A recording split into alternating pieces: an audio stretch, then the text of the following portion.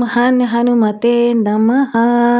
जय बजरंगबली, जय श्री हनुमान। तो चलिए सुनते हैं हनुमान जी की बड़ी परम पावन दुर्लभ कथा, मंगलवार व्रत की कथा। प्रेम से बोलिए हनुमान जी महाराज की जय, मंगल देव की जय। व्यास जी बोले कि एक समय ऋषि मुनियों की तपोभूमि नैमिषारण्य तीर्थ पर परम पावन भूमंडल के 88,000 ऋषि मुनि आदि एकत्र हुए। उन्होंने श्री सूत जी से पूछा कि आपने अनेक पुराणों में दुर्लभ कथा बतलाई, अब कृपा करके कली काल की अल्पायु मानव जाति के हित साधने के लिए सरल, प्रभावशाली, तत्काल फल देने वाली व्रत कथा सुनाइए, जिससे अकाल मृत्यु, दृश्य श्रव्य पवित्र तथा अज्ञान दूर होकर भगवत भक्ति से युक्त पवित्र आत्मा तथा मन को शांति मिले। ऋषि मुनियों की उत्सुकता को देखकर श्री सूत जी बोले कि आप सब ने अत्यंत मनोरम लोक हितकारी प्रश्न पूछा है। इससे पूर्व यही प्रश्न एक बार धर्मराज के अवतार युधिष्ठिर ने भगवान श्री कृष्ण से कौरवों की सभा में पूछा कि हे प्रभु, आपके सत्संग लाभ के फलस्वरूप मुझे अनेकों व्रत कथाओं तथा धर्म के पावन स्वरूप का ज्ञान प्राप्त हुआ है। अब आप कृपा करके मनुष्य की पुत्र प्राप्ति सहित संपूर्ण मनोकामनाओं को सिद्ध करने वाला कोई ऐसी कथा सुनाइए जो कली काल में मानव जाति के लिए सरल तथा अल्प श्रम वाली हो। भगवान श्री कृष्ण ने युधिष्ठिर से कहा कि हे राजा, आपकी जिज्ञासा को शांत करने के लिए मैं एक अत्यंत प्राचीन ऐतिहासिक कथा कहता हूँ, इसे पूर्ण एकाग्रता के साथ सुनो।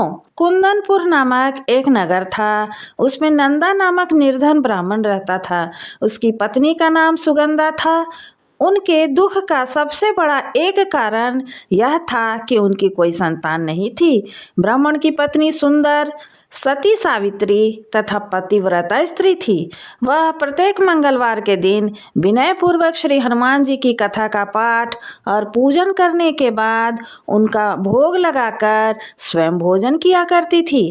काम की अधिकता से एक मंगलवार के दिन कोई दूसरा व्रत आ जाने के कारण वह हनुमान जी को भोग नहीं लगा सकी और संध्या काल के समय जब उसे याद आई तो वह अत्यंत दुखी हुई। उसे पश्चाताप हुआ कि आज पूजन, कथा, भोग इत्यादि का कोई भी नियम पालन नहीं हो सका, अतएव उसने भी अन्न जल ग्रहण नहीं किया। जब अगले मंगलवार हनुमान जी का व्रत पूजन तथा भोग लगाकर ही अन्न जल ग्रहण करूंगी, ऐसा प्रण करके वह दुखी मन से सो गई। वह प्रतिदिन हनुमान जी का स्मरण कर भोजन बनाकर पति को खिला देती, परंतु स्वयं भोजन नहीं करती। इस प्रकार उसने 6 दिन व्यतीत कर दिए, किंतु दुर्बल होने के कारण मंगलवार के दिन प्रातःकाल वह मूर्छित होकर गिर पड़ी। उसकी निष्ठा और भक्ति भाव से प्रसन्न होकर हनुमान जी उसके सम्मुख प्रकट होकर बोले, हे सुनंदा, तेरी भक्ति से मैं अत्यंत प्रसन्न हूँ। वर मांग कि तुझे क्या चाहिए। उसने वर मांगा कि हे भगवान, मुझे कोई संतान नहीं है, कृपा करके मुझे संतान देने की कृपा करें। श्री हनुमान जी ने कहा, तेरी अभिलाषा पूर्ण होगी। तुझे ऐसी कन्या रत्न की प्राप्ति होगी जिसके अष्टांग तुझे प्रतिदिन सोना दिया करेंगे। ऐसा वर हनुमान जी देकर अंतर्ध्यान हो गए। श्री हनुमान जी के वरदान पाकर वह अत्यंत प्रसन्न हुई। उसने संपूर्ण घटना का विवरण अपने पति को बताया। कन्या पाने के वरदान से वह दुखी तो हुआ, मगर अष्टांग से स्वर्ण प्रभा की बात से वह प्रसन्न हो उठा।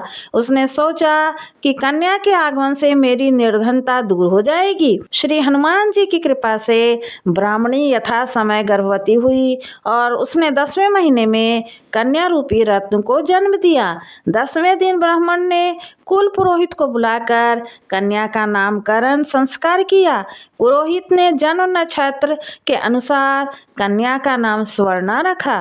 कन्या के पूर्व जन्म संस्कार बड़े उत्तम थे। उसने पहले जन्म में मंगल देव का विधि विधान से व्रत व पूजन किया था।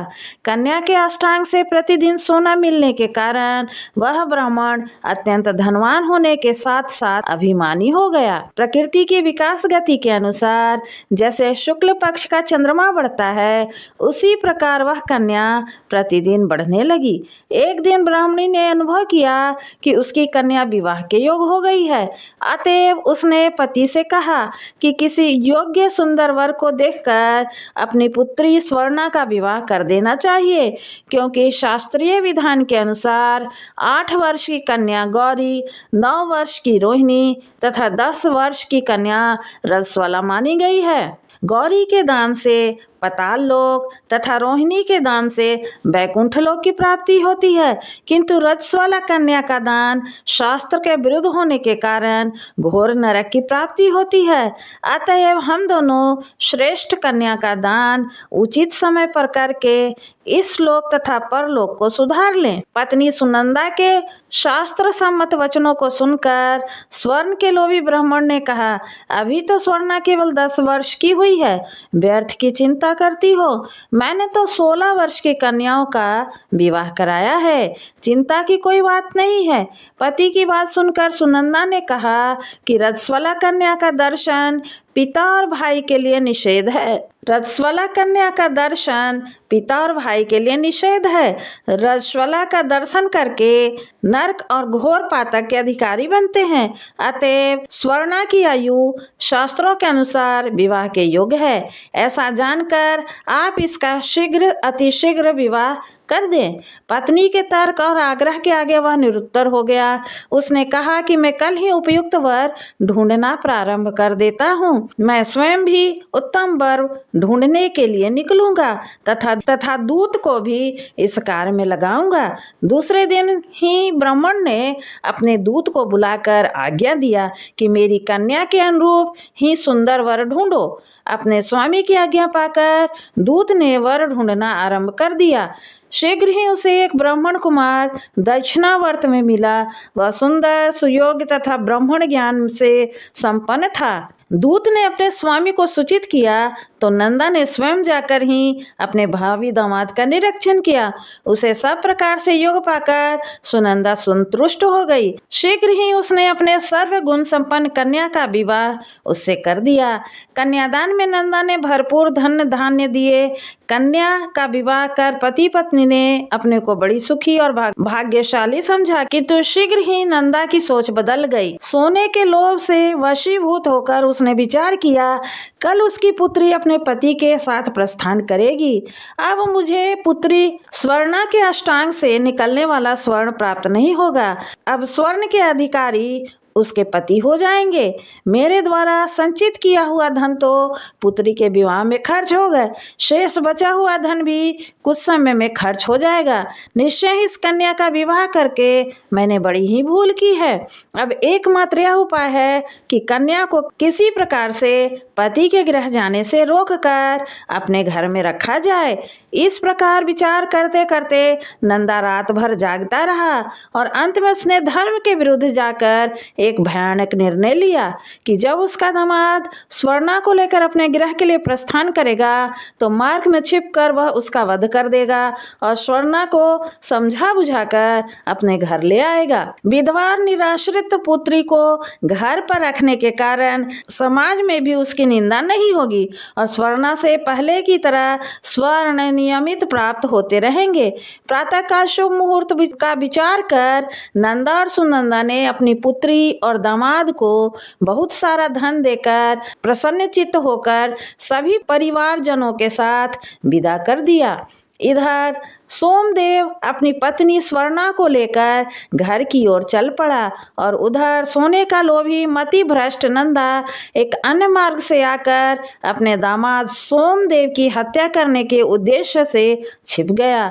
उचित अवसर पाकर छिप कर पीछा करते हुए नंदा ने अपने दामाद सोमदेव का वध कर दिया और वहां से भाग गया। पति के शव के पास विलाप करती हुई पुत्री स्वर्णा के सामने आकर बनावटी दुख व्यक्त करते हुए नंदा कहने लगा, पुत्री, लुटेरों ने तेरे पति का वध कर दिया। अब तू घर चल, वहां पर ही रहकर अपना शेष जीवन व्यतीत करना।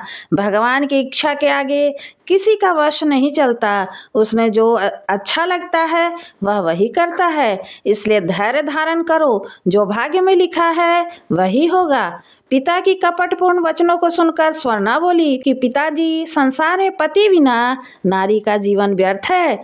मैं अपने कर्तव्य का पालन करूंगी। माता पिता तथा सास ससुर के यश को बढ़ाने वाले धर्म का पालन करते हुए अपने पति के साथ सती हो जाऊंगी, पर घर लौटकर नहीं आऊंगी। स्वर्णा की बातों को सुनकर ब्राह्मण विचार करने लगा कि मैंने बेकार ही उसके पति का वध कर दिया। मेरा अभिष्ट तो सिद्ध होता दिखाई नहीं देता।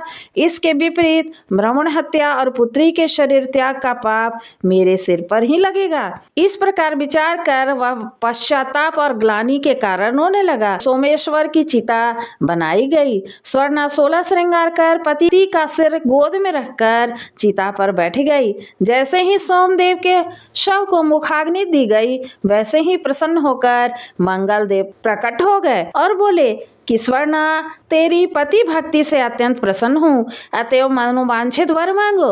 स्वर्णा भक्ति भाव से उन्हें प्रणाम किया, फिर खड़े होकर बोली, यदि आप मुझ पर प्रसन्न हैं, मेरे पति को जीवन दान देकर इस लोक और परलोक को सार्थक करें। श्री मंगल देव ने कहा, स्वर्णा, तेरा पति जीवित होकर अजर अमर तथा महान विद्वान हो जाएगा।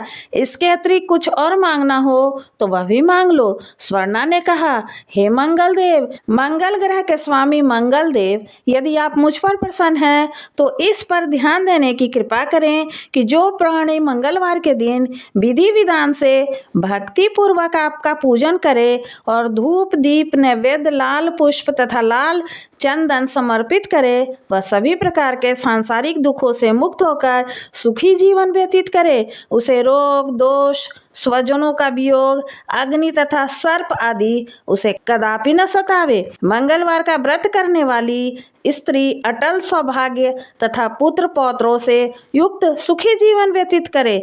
मंगल देव ने तथास्तु कहकर अंतर्ध्यान हो गए। मंगल देव की कृपा से अपने पति को प्राप्त कर स्वर्णा अत्यंत प्रसन्न हुई। अमंगल को नष्ट करने वाले मंगल देव का विधि विधान से पूजन और व्रत का पालन करते हुए पति पत्नी सुखी जीवन व्यतीत करने लगे। मंगलवार व्रत की कथा पूर्ण हुई तो प्रेम से बोलिए, श्री हनुमान जी की जय, श्री मंगल देव की जय।